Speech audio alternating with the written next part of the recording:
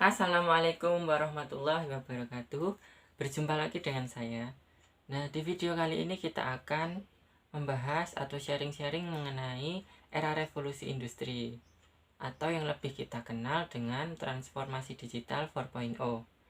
Nah, untuk teman-teman sendiri nih, revolusi industri itu sendiri apa sih?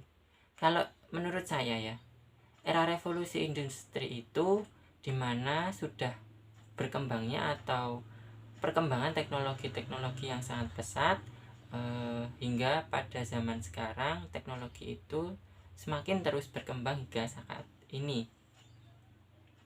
Nah, untuk melalui perkembangan-perkembangan itu semua, para ahli tidaklah mudah ya teman-teman untuk terus mengembangkan teknologi itu, dimana mereka-mereka itu harus melalui riset, terus pengembangan dan berbagai penelitian-penelitian lainnya. Untuk sedikit saja sejarah mengenai era revolusi industri itu, melalui tahapan-tahapan yang cukup panjang ya, dimana di tahapan yang pertama atau yang lebih kita kenal dengan era revolusi yang pertama atau revolusi industri yang pertama. Nah, pada era revolusi yang pertama ini, dimana awal mula diciptakannya atau awal mula ditemukannya teknologi-teknologi, dimana pada era ini juga ya, dimulai atau semakin berkembangnya atau teknologi itu terus berkembang dan terus berkembang ya teman-teman, dimana di era ini juga awal mula ditemukannya mesin uap yaitu oleh James Watt, kisaran tahun 1764 ya kalau tidak salah. Nah, selanjutnya kita bergeser ke era revolusi industri yang kedua, dimana di era revolusi yang kedua ini teknologi juga sudah sangat berkembang, dimana pada zaman ini sudah mengenal dengan adanya elektrik atau digital elektrik atau teknologi elektrik ya teman-teman.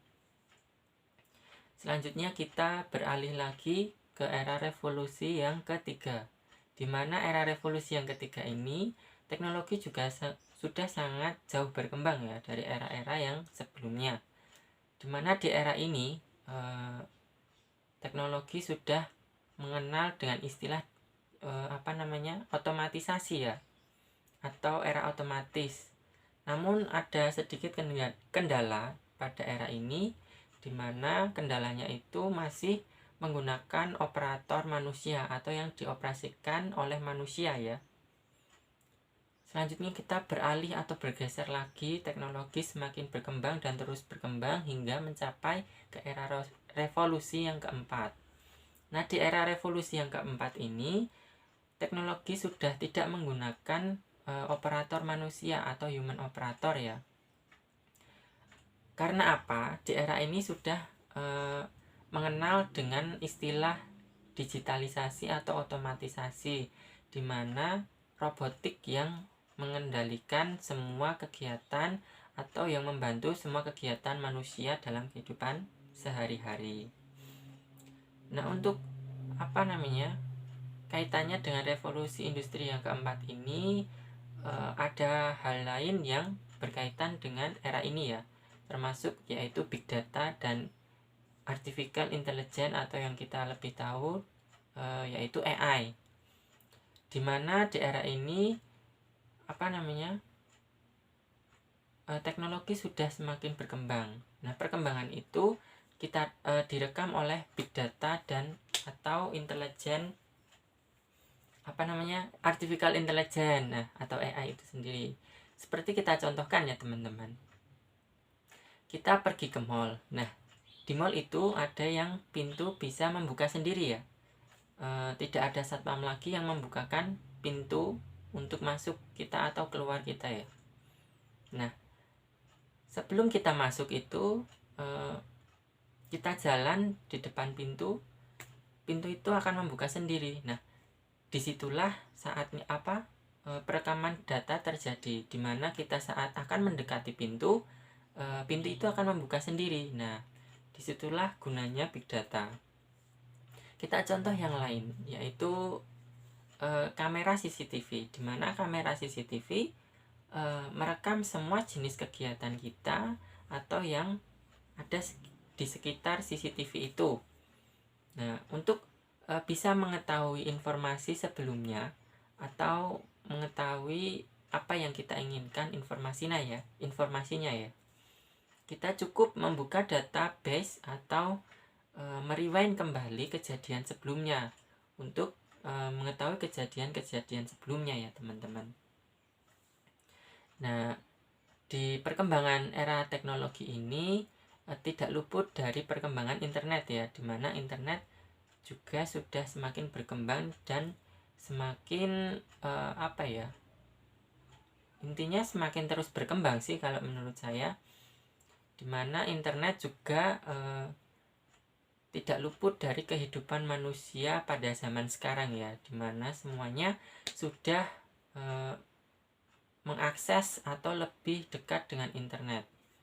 Salah satu contohnya saja kita menggunakan handphone. Nah, dimana handphone itu kita akan membuka sebuah internet. Nah, kita harus menyambung dulu HP kita ke internet dulu ya teman-teman, supaya bisa mengakses informasi dari media-media sosial yang kita inginkan. Selanjutnya, di perkembangan era revolusi digital ini tidak luput dari generasi ataupun generasi atau manusia-manusia yang telah melewati perkembangan zaman, dimana kita sebutnya kalau sekarang generasi milenial ya teman-teman. Nah, di generasi milenial ini terdapat dua generasi ya, dimana salah satunya generasi Y dan generasi Z. Nah, untuk generasi Y sendiri kisaran lahirnya tahun 1980-an. Nah, untuk generasi Z sendiri kisaran lahirnya itu tahun 2000-an, dimana perbedaannya itu cukup mencolok sekali ya, dimana di generasi Y ini masih terkungkung oleh kebiasaan lama atau tradisi tradisional, atau masih terkungkung dengan tradisi. Nah, kita contohkan saja, kita akan berbelanja ke pasar. Nah, di generasi Y ini belum mengenal jauh tentang teknologi sekarang ya, seperti sekarang ini ya, dimana mereka harus datang langsung ke pasar tradisional untuk membeli barang. Nah, supaya apa? Supaya mereka itu bisa melihat sendiri bagaimana sih bentuk barangnya, bagaimana sih keadaan barangnya yang mereka akan beli itu. Nah, juga mereka akan langsung bertransaksi pada saat itu juga, membayarkannya pada saat itu juga kepada pembeli pada penjualnya. Nah, untuk perbedaan yang lainnya di generasi Z ini kita sebutnya generasi mager ya teman-teman kalau pada saat ini, dimana kita kalau hendak berbelanja itu tidak perlu repot-repot lagi, dimana pada era ini, pada era sekarang sudah banyak sekali ya e-commerce yang sudah tersedia, seperti yang saya contohkan Tokopedia, Shopee, Lazada, dan lain sebagainya. Sudah banyak sekali itu e-commerce-nya. Nah, dimana untuk berbelanja sendiri di generasi Z ini pembayarannya pun melalui online atau digital, yaitu bisa melalui e-banking ataupun aplikasi pembayaran lainnya. Mungkin itu saja ya untuk apa yang saya sampaikan mengenai era perkembangan teknologi sekarang ya.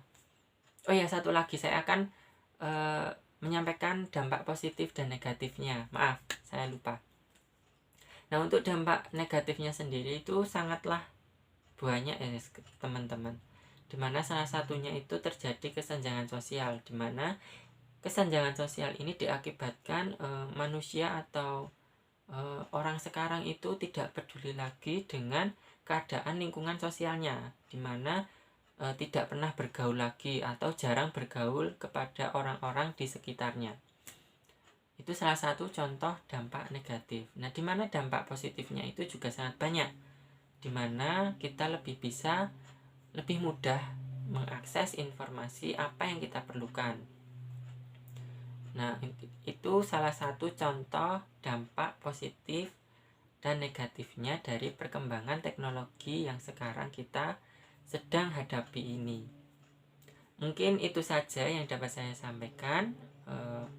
Atau ada yang kurang ya, bisa komen di kolom di bawah, di kolom komentar ya teman-teman. Terima kasih sudah mengunjungi vlog saya.